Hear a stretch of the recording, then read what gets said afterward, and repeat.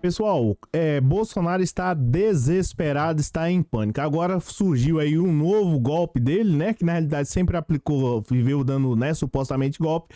E agora a casa caiu de vez. Descobriram aí um rombo bilionário na Caixa Econômica Federal.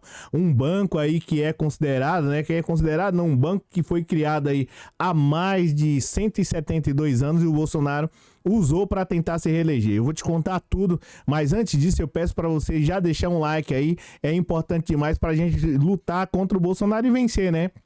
E quando você deixa um like aí, dando essa força, dando essa moral, isso acontece. Nós vamos falar sobre essa situação do Bolsonaro, que deu né, de certo modo, usou um banco estatal para poder tentar se reeleger, né, deixou uma dívida absurda, tanto para o banco quanto para as pessoas também, que de certo modo, né, utilizaram lá os empréstimos para poder pagar. São mais de, tem em alguns casos aí, que 80% das pessoas não conseguiram quitar. E por que será? Pois é, o Bolsonaro causou um estrago absurdo, as pessoas já estão solicitando a prisão dele aí na internet. Eu vou te contar tudo isso.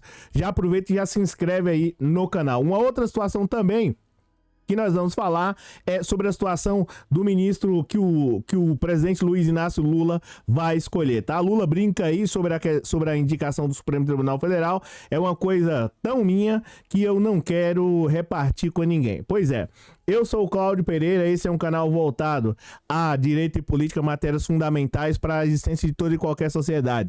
Peço para você, de novo, já deixar um like que é muito importante, tá? Gente, o que acontece sobre essa situação aqui? Aí nós vamos falar sobre a situação do Zanin, depois nós vamos falar sobre o calote aqui, ó, que o Bolsonaro deu aqui no Brasil para tentar comprar voto. Você vai conseguir compreender que muitas pessoas estão sem saber o que aconteceu. Eu vou falar para você, né, explicar aí direitinho. O que acontece? Antes disso, nós vamos falar sobre a indicação do Supremo Tribunal Federal. Já a gente fala sobre o calote bilionário que o Bolsonaro deu no Brasil, um prejuízo para mim, para você, para muita gente, tá? Enfim, a gente já vai falar sobre a situação aqui do Lula, né? A mídia, ou pelo menos uma parte dela golpista, tá aí, de certo modo, querendo impor ao Lula para escolher um dos ministros lá do Supremo Tribunal Federal, tá?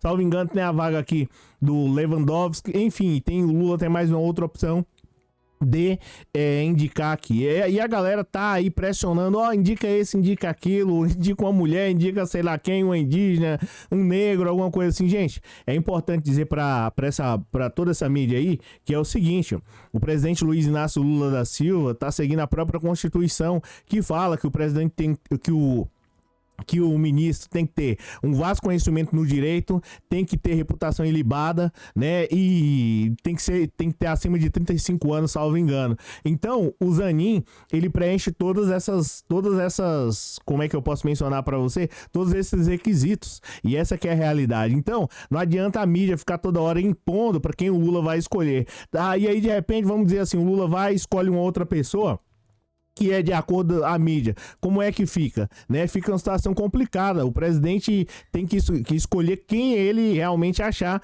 interessante, que é uma pessoa de confiança. Enfim, o presidente, a escolha é dele. E o Lula tá aí, tá seguindo, dizem, né, que provavelmente ele vai escolher o Zanin e não se fala mais nisso. Essa que é a realidade. Vê se o pessoal começou a pegar no pé lá quando o Bolsonaro escolheu acho que André Mendonça e o Cássio Conká, sei lá, acho que esse é o nome dele lá, enfim, essa que é a realidade. Então, a mídia não fez isso, não pegou no pé. E agora, no caso do Zanin, eles estão querendo impor. Na realidade, isso é uma atribuição do presidente e ele escolhe quem ele achar melhor.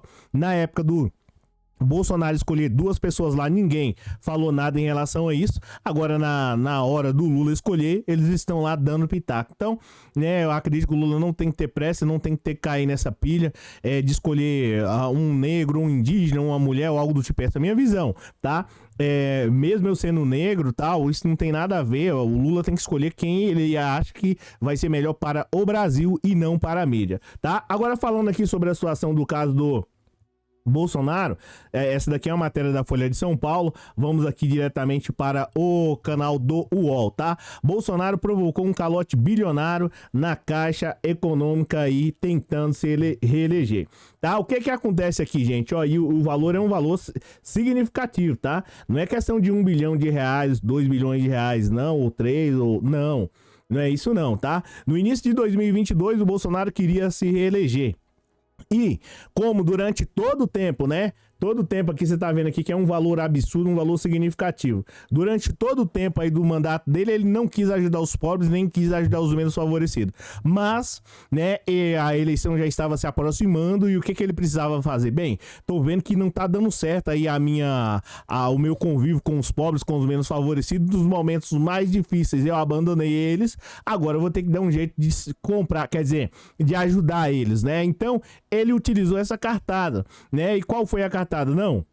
Vamos criar aí um Auxílio Brasil. No momento onde o povo mais precisou dele, do sofrimento, pânico e outras coisas mais, ele simplesmente, o Bolsonaro, pulou fora. Mas, como estava chegando a eleição em outubro de 2022, ele já sabendo do que estava por vir, pânico, prisão e dentre outras coisas, chororô, tudo isso e muito mais, o Bolsonaro então falou assim, eu vou criar um Auxílio Brasil para mim trazer os mais pobres, os menos favorecidos para mim. Só que ele criou o Auxílio Brasil e o povo já ficou ligado, né? Isso já refletia nas pesquisas, tá? Você pode ver aqui na matéria do UOL dizendo o seguinte, já refletia o efeito, não gerava o efeito esperado nas pesquisas. Então, Bolsonaro, o que ele falou bem assim, olha, é o seguinte, como tá aí, risco de prisão, né? Caso eu não seja reeleito e dentre outras coisas mais, o que eu vou fazer? Vou dobrar a aposta. E qual é a aposta? Bem, vamos criar aí uma maneira de jogar dinheiro aí pra cima e pra baixo,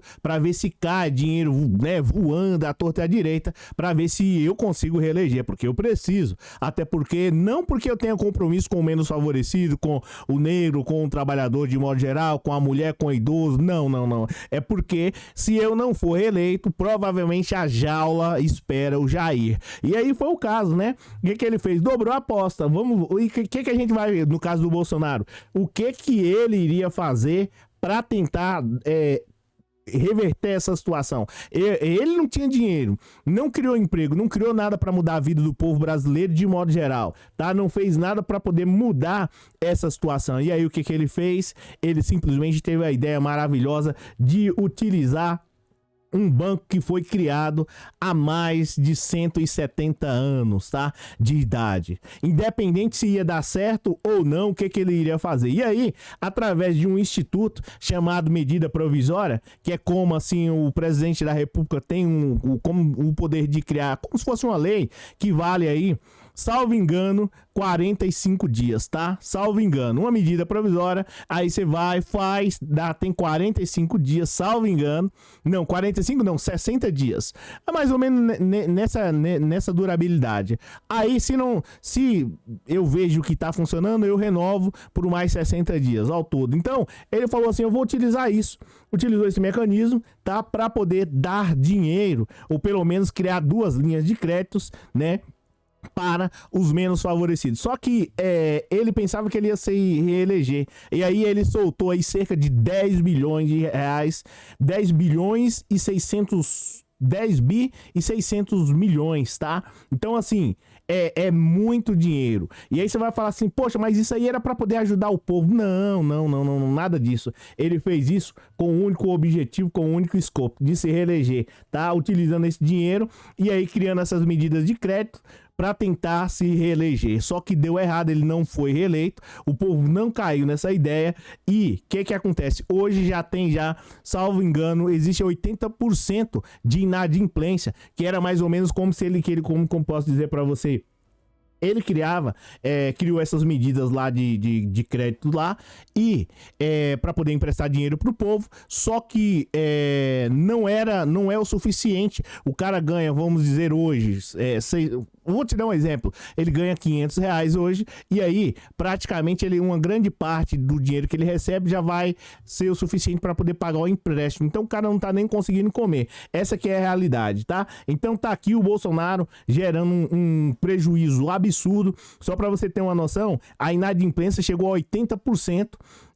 Em algumas dessas parcelas aí, né, em uma parte desse programa. Até as eleições, a Caixa emprestou 3 bilhões no programa, no chamado Sim Digital. Muito pouco desse dinheiro retornou. A inadimplência chegou a cerca de 80%. Então, tá aí o Bolsonaro piorando, complicando a vida do pobre, porque agora o cara que vai receber aí de certo modo, deixa eu colocar aqui na tela, o cara que vai receber aí de certo modo o dinheiro lá, o auxílio, enfim, ele já vai ter que pegar grande parte desse dinheiro para poder pagar empréstimo, sabendo o Bolsonaro que isso não tinha condições nenhuma, tá? Então tá aí a situação. Mais de 100 mil devedores foram excluídos do Bolsa Família. E para piorar, né, no momento onde as pessoas estavam mais precisando, o Bolsonaro não ajudou para poder colocar o Bolsa Família, enfim, foi empurrando o pessoal. Agora, já no final lá de 2002, ele parece que, de certo modo, colocou de maneira ensandecida muitas pessoas no programa. Aí as pessoas fizeram empréstimo, né, essa que é a realidade, e agora foram excluídas 100 mil pessoas desse Bolsa Família, tá? E agora, como é que essas pessoas vão fazer? Como é que eles vão fazer para poder pagar esse empréstimo? Vão ficar com o nome sujo e dentre outras coisas. Então, tá aí o Bolsonaro, né, deixando uma herança, se é que eu posso dizer, péssima para o povo brasileiro, e a jaula se aproxima dele. Não é à toa que o pessoal está aí, de certo modo, já pedindo a prisão dele na internet, tá? Então tá aqui a situação do Bolsonaro e mais o outro lá, Pedro Guimarães. Então tá aqui o Bolsonaro gerando um absurdo mesmo, né? Gerando uma coisa muito ruim para o Brasil, tá? Então, essa é a situação do Bolsonaro. Aqui já é no Brasil 247, e o Bolsonaro usou a Caixa para tentar comprar votos e deixou um rombo bilionário. Ele, Bolsonaro, sabia que não seria possível. O Bolsonaro sabia que não seria possível, né, reverter essa situação, e mesmo assim insistiu. Esse, né, como é que eu posso mencionar para você? Esse é um sinal de pessoa que não tem compromisso com o povo, não tem compromisso com o menos favorecido, não tem compromisso com ninguém.